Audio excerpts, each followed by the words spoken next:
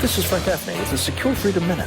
The Trump administration yesterday terminated sanctions waivers that had temporarily allowed China, Turkey, India, South Korea, and Japan to continue importing oil from Iran. By purchasing large quantities of the mullah's energy flows, these countries had long been complicit not only in extending the Iranian theocracy's misrule, they've also thus enabled the Ayatollahs to underwrite their oppression at home and jihadist terror abroad. At least some of these nations will likely choose to defy U.S. sanctions. For its part, Tehran is suggesting that it will retaliate by closing the Strait of Hormuz, which would make access to other Persian Gulf nations' oil and gas exports problematic and costly. The right response will be for the United States to keep ratcheting up the pressure to help the Iranian people rid themselves of the government that tyrannizes them and menaces the rest of us.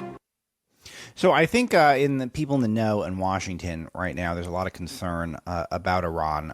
And with me to talk about it, among other issues, is Frank Gaffney, who is with me just about every week at this time. He's executive chairman of Center for Security Policy. His website, securefreedom.org and counterjihad.com. Frank, it's great to speak with you. Talk to us about what's happening here with Iran, in particular with Trump ending waivers for Iranian oil sanctions. What does this all mean? Alex, I think what it means is quite possibly the beginning of the end of the Iranian regime.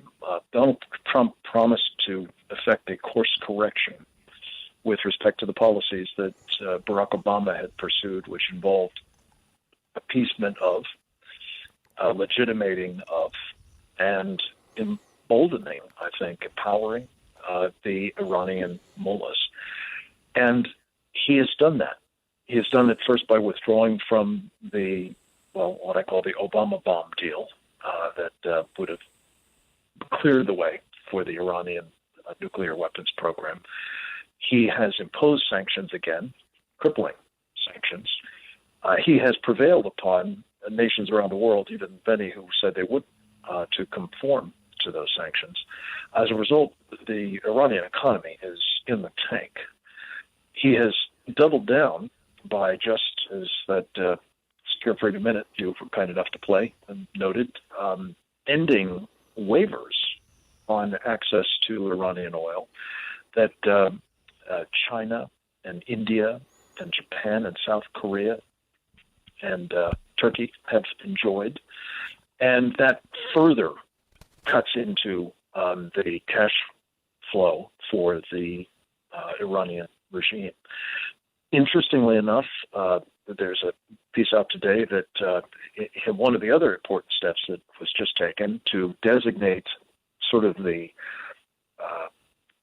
strike force of the Iranian regime, the Iranian Revolutionary Guard Corps, IRGC as it's known, as a foreign terrorist organization, has also intensified pressure on the regime, so much so that perhaps it's contributed apparently to the defection of a very senior officer from the IRGC, apparently accompanying a lot of classified information about what it's up to, who's involved, where they're working, and so on, which could be a tremendous help to us.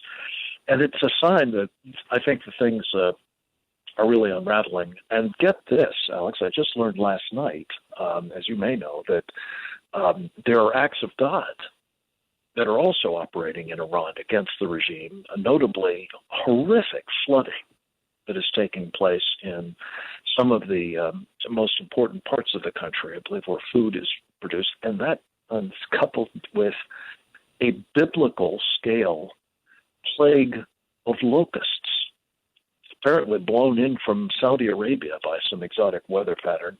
1 billion or so of these locusts are evidently just tearing into the breadbasket of Iran. So things are coming together. American policy, God's hand at work, perhaps, to, I think, create the best opportunity for ending this regime, not at our hand, but at the hand of the Iranian people in 4 decades. And I can't think of something that would do more to conduce to peace in that region and a reduction in the threats that we're facing from it than the fall of the mullahocracy in Iran. Yeah, Frank, let's back up a little bit because I know that we've talked about Iran on the show, but not recently. Give our audience who might not be as familiar with these topics a sense of just how much of a puppet master Iran can be in that region, and how really they are the epicenter of so much evil in the Middle East. Talk to us about exactly how bad it is. Well, you don't have to go much further than to reflect on the fact that since the Ayatollah Khomeini came to power 40 years ago, the mantra of this government, let's recall, has been death to Israel, death to America, death to the little Satan, death to the great Satan. And that has not simply been sort of its watchword, it has been its policy ambition. And what we have seen done, whether it's in the form of terrorism, worldwide, notably through Hezbollah, but not exclusively. Also, the Quds Force, which is sort of the leading edge of the Iranian Revolutionary Guard Corps, of which I spoke a moment ago, or whether it's through subversion and efforts to extend Iranian hegemony in the region and beyond, or whether it's allying with every other bad actor on the planet, notably the Russians and Chinese and North Koreans, to proliferate weapons of mass destruction and otherwise pose a mortal threat to do what they say they want to do, which is, of course, to bring genocidal death to Israel, of course, the Jewish state relatively close at hand. But that kind of really is a speed bump, as they see it, for what they'd like to see here as well, namely the American experiment. So all of this really is part and parcel of what we've been up against. What Barack Obama did, not only in the form of this enabling of their nuclear weapons program in the name of ending it, but also transferring $150 billion to this regime, was to greatly intensify the danger it posed to us. And thank God Donald Trump is reversing that.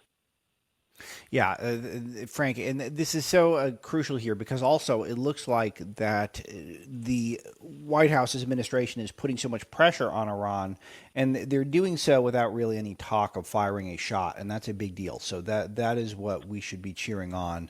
If they can continue to put, as Ambassador Bolton puts it, maximum pressure on Iran without military intervention, this would be a huge, huge accomplishment for the president if he's able to pull this off. So we'll be watching very carefully.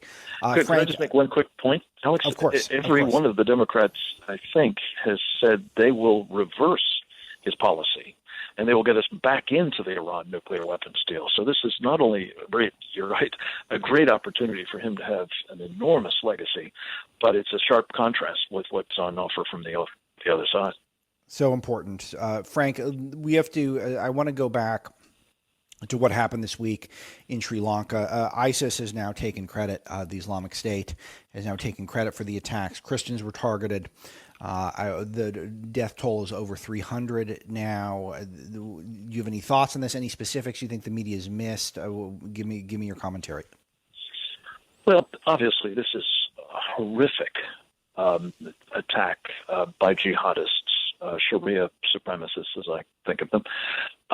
It seems pretty clear that the scale, the coordination, the complexity of the operation exceeded the capacity of one or two local jihadist enterprises, whether it's the Islamic State, whether, as some are speculating, it might have been Pakistan, some combination of the two or others. We don't know at the moment, Alex. But here's the point. What we do know is that the government of Sri Lanka had quite specific and actionable warning about attacks coming against Christians for apparently several weeks.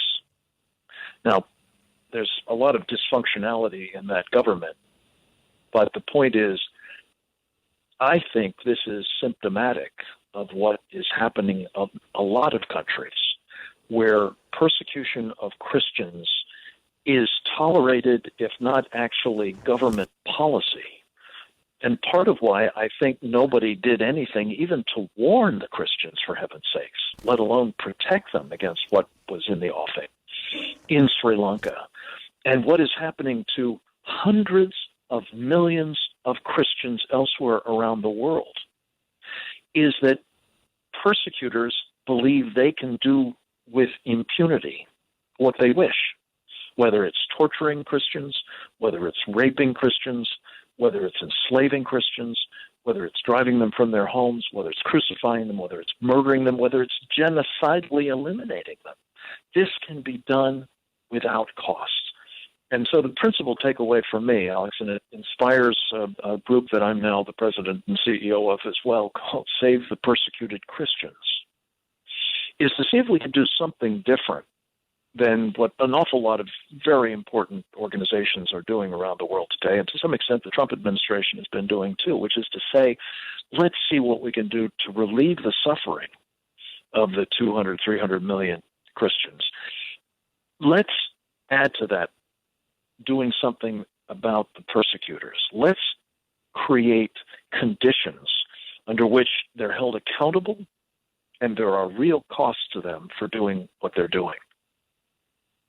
Yes, and so important that you plug that group, Save the Persecuted Christians. And Frank, because you and I have spoken about this a lot, and no one's disputed, I've been saying this for a while now on the show, and no one's disputed it, that the most persecuted religion on planet Earth right now are Christians. Yet you see, and I know our time's limited, and I want to use your knowledge on national security issues, I have to note how horrendous the media and the Democratic Party have been on this topic.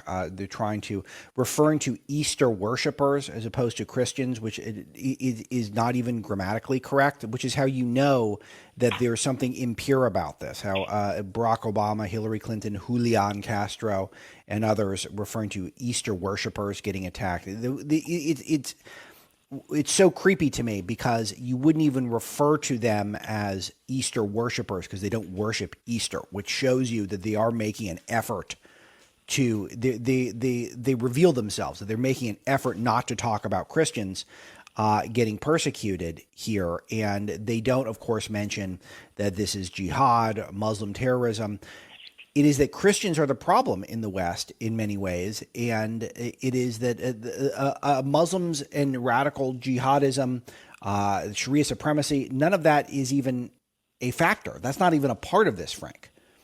Yeah, I'm so glad you mentioned this, Alex, because this is really a critical point on several different levels. First of all, just this formulation, who ever heard of this? This is obviously a talking point that has been circulated by somebody. I don't know who, but somebody is circulating this, promoting this meme. And it speaks to the point you're making. This is part of why people think they can attack Christians with impunity.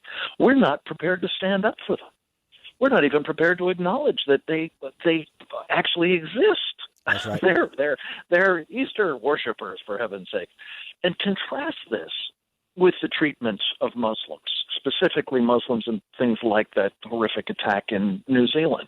There was no difficulty mentioning them, talking about their victimhood, calling out the people who were responsible for attacking them, or any of that. I mean, this is a prime example of really what we're confronting here, and that is greatly fueling, I believe, the attacks on Christians around the world. And it is emboldening. This is the critical point, Alex. This is emboldening the people who do that to them, many of whom, not all, but many of whom are Sharia supremacists in Sri Lanka, in the Middle East, in Africa, in East Asia. We're increasingly seeing churches attacked. You know, it's interesting to me that there was very little talk in the press about any church in France being burnt until the Notre Dame incident. Now, we're still being told by the government there that it didn't have anything to do with an attack. It wasn't arson. But there have been thousands of churches attacked, Alex, in the past couple of years in France. And that has only really come to light because of Notre Dame. And it's evidence, again, of the refusal of us in the West, even church-going people, for heaven's sakes, pastors, but certainly politicians. Not Donald Trump so much, not Mike Pence, not Mike Pompeo, not John Bolton, not Sam Brownback. I give them a lot of credit because they have been standing up about this. But an awful lot of other people, including Democratic leaders, who have simply fed in to this idea that, hey, it's okay to demean or perhaps even do worse to Christians. That has to be repudiated, and I would hope it would start with Barack Obama and Hillary Clinton and their ilk.